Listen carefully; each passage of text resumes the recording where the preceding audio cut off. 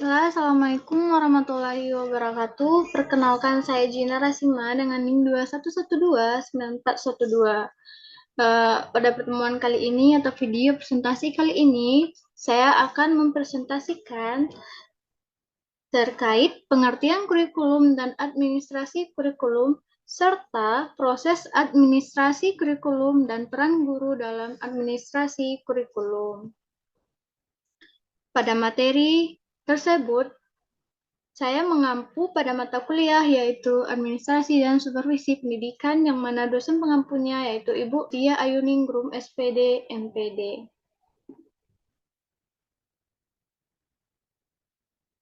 Baiklah, pada materi pertama kita akan menjelaskan pengertian kurikulum dan administrasi kurikulum.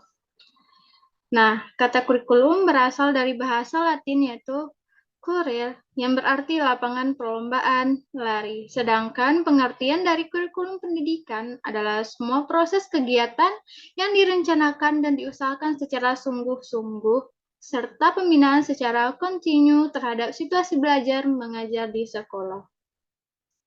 Kurikulum merupakan suatu komponen yang sangat penting dan menentukan penyelenggaraan pendidikan. Kurikulum ini berfungsi sebagai alat untuk pencapaian tujuan pendidikan. Apabila tujuan pendidikan berubah, maka secara otomatis kurikulum juga harus diubah. Jadi, kurikulum merupakan seperangkat rencana dan pengaturan mengenai isi dan bahan pembelajaran serta cara yang digunakan sebagai pedoman penyelenggaraan kegiatan pembelajaran untuk mencapai tujuan pendidikan tertentu. Menurut Undang-Undang Nomor 20 Tahun 2003 tentang Sistem Pendidikan Nasional. Sedangkan administrasi kurikulum merupakan seluruh proses kegiatan yang direncanakan serta diusahakan secara sengaja dan bersungguh-sungguh, serta pembinaan secara kontinu terhadap situasi belajar mengajar secara efektif, efisien, demi membantu tercapainya tujuan pendidikan yang telah ditetapkan. Pembahasan selanjutnya yaitu terkait proses administrasi kurikulum. Nah, pada proses administrasi kurikulum ini terdapat 4 proses. Yang pertama perencanaan, yang kedua pelaksanaan, yang ketiga ada pengawasan, dan yang terakhir ada evaluasi. Kita masuk pada penjelasan materi yang pertama yaitu perencanaan kurikulum. Dalam perencanaan kurikulum terdapat sekitar masalah tanggung jawab untuk menentukan bagaimana bentuk kurikulum itu. Perencanaan kurikulum adalah pekerjaan yang memerlukan keahlian, dan karena itu dikerjakan oleh para ahli dalam bidang perencanaan kurikulum, sehingga kurikulum harus direncanakan sebaik-baiknya. Beberapa pendapat ahli yang mengemukakan bahwa tidak ada aspek-aspek kurikulum yang harus direncanakan jauh sebelum situasi belajar berlangsung. Untuk penjelasan singkat, pendapat-pendapat berbeda itu dapat dikelompokkan sebagai berikut. Yang pertama ada kurikulum seharusnya direncanakan di muka secara terperinci oleh expert dalam bentuk kumpulan mata pelajaran. Yang kedua ada kurikulum direncanakan secara terperinci di muka oleh panitia yang terdiri dari guru dalam bentuk kumpulan mata pelajaran. Yang selanjutnya ada kurikulum direncanakan dalam garis besarnya yang luas oleh panitia yang tersendiri dari guru-guru dalam bentuk pedoman kerja. Perincian dilakukan oleh guru berdasarkan kebutuhan-kebutuhan murid ataupun peserta didik.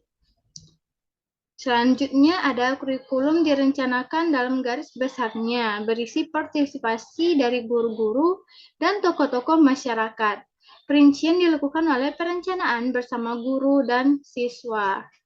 Dan yang terakhir ada kurikulum direncanakan oleh guru bersama murid pada waktu akan belajar, tanpa perencanaan jauh di muka. Nah, yang kedua yaitu pelaksanaan kurikulum. Keberhasilan kurikulum dapat diukur dari sejauh mana siswa dapat menguasai materi pembelajaran yang tertuang di dalam kurikulum. Sebagus apapun desain ataupun rancangan kurikulum yang dimiliki, keberhasilan sangat tergantung pada guru. Kurikulum yang sederhana pun apabila gurunya memiliki kemampuan, semangat, dan dedikasi yang tinggi, hasilnya akan lebih baik dari desain kurikulum yang hebat. Tetapi kemampuan, semangat, dan dedikasi gurunya rendah. Sukma di mata menegaskan beberapa hal yang harus dimiliki oleh setiap guru dalam pelaksanaan kurikulum. Di antaranya, yang pertama ada pemahaman esensi dari tujuan-tujuan yang ingin dicapai dalam kurikulum. Selanjutnya yaitu kemampuan untuk menjabarkan tujuan-tujuan kurikulum tersebut menjadi tujuan-tujuan yang lebih spesifik. Terakhir, ada kemampuan untuk menerjemahkan tujuan-tujuan khusus kepada kegiatan pembelajaran. Nah, pada pelaksanaan kurikulum terdapat masalah ataupun hambatan yang terjadi. Adapun hambatan dan masalahnya yaitu yang pertama ada strategi pembelajaran masih mengacu pada penguasaan informasi dan pengetahuan sharing, tidak dapat terlaksana secara optimal. Yang kedua yaitu masih sebatas pada sosialisasi nilai dengan pola hafalan. Selanjutnya cenderung pengkotakan bidang studi atau lulus ujian akhir nasional. Selanjutnya itu kurangnya kegiatan aktif siswa atau peserta didik. Yang kelima yaitu mengabaikan keterampilan dan pemahaman konsep-konsep. Selanjutnya sosialisasi kurikulum baru belum mencapai sasaran. Dan yang selanjutnya yaitu guru dan personel sekolah sulit mengubah pola pikir lama ke pola pikir yang baru. Dan yang terakhir, adanya tidak semua aparat di lapangan tidak welcome terhadap kurikulum yang baru ataupun kurikulum yang baru ditetapkan.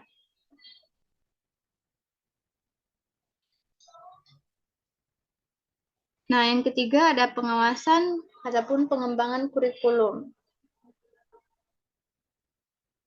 Dalam pengembangan kurikulum terdapat dua proses utama, yaitu pengembangan pedoman kurikulum dan pengembangan pedoman instruksional. Pedoman kurikulum meliputi yakni yang pertama adalah latar belakang yang berisi rumusan falsafah dan tujuan lembaga pendidikan yang menjadi sasaran, rasional bidang studi atau mata kuliah, struktur organisasi bahan pelajaran.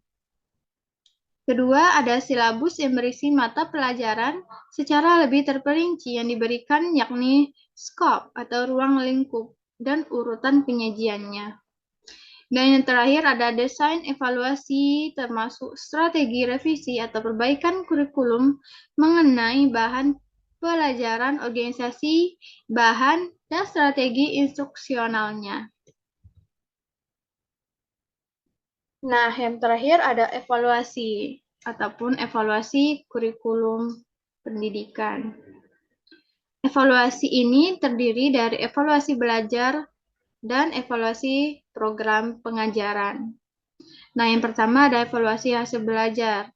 Evaluasi hasil belajar merupakan suatu kegiatan uang atau yang digunakan dengan memberikan berbagai informasi secara berkesinambungan dan menyeluruh terhadap proses dan hasil belajar yang telah dicapai siswa.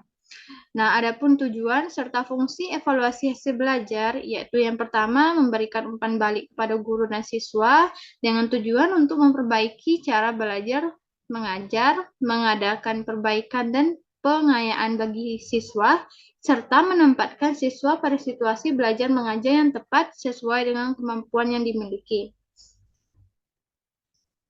Selanjutnya yaitu memberikan informasi kepada siswa tentang tingkat keberhasilan dalam belajar dengan tujuan untuk memperbaiki, mendalami, dan memperluas pelajaran. Selanjutnya yaitu menentukan nilai hasil belajar siswa yang dibutuhkan untuk memberikan laporan kepada orang itu, penentuan kenaikan kelas, dan kelulusan dari siswa tersebut. Yang kedua ada evaluasi program pengajaran. Evaluasi program pengajaran merupakan suatu rangkaian kegiatan yang dilakukan dengan sengaja untuk melihat tingkah keberhasilan program serta faktor-faktor yang mendukung ataupun menghambat keberhasilan program tersebut. Nah, selanjutnya yaitu ada peran guru dalam administrasi kurikulum. Nah, yang pertama ada implementer. Berperan mengaplikasikan kurikulum yang sedang digunakan. Guru dapat menerima kebijakan perumusan dari kurikulum, dan guru tidak berperan dalam menentukan dari suatu isi kurikulum dan targetnya. Peran guru dalam pengembangan kurikulum sebatas menjelaskan dari kurikulum tersebut. Yang selanjutnya ada adaptasi. Guru berperan sebagai pelaksana dari kurikulum dan juga sebagai penyelaras kurikulum sesuai kebutuhan dari peserta didik, situasi, dan kondisi siswa tersebut. Guru diberikan kewenangan untuk menyelesaikan kurikulum yang sudah ada dengan karakteristik sekolah dan kebutuhan lokalnya. Yang ketiga ada developers. Guru berperan dalam mendesain dan merancang kurikulum. Tidak hanya menentukan tujuan dan isi, guru juga harus menentukan strategi yang akan digunakan untuk mengukur keberhasilan yang diperoleh. Guru dapat menyusun kurikulum sesuai dengan karakteristik, visi, misi dari suatu sekolah, dan juga pengalaman dari belajar siswa. Nah, yang terakhir ada pencarian atau riset. Peran siswa ataupun peran guru sebagai peneliti dari kurikulum. Apakah kurikulum ini sesuai ataupun tidak, guru harus bertanggung jawab terhadap tugas yang dikerjakan. Hal ini dilakukan untuk meningkatkan kinerja sebagai guru. Guru harus meneliti komponen dari setiap kurikulum.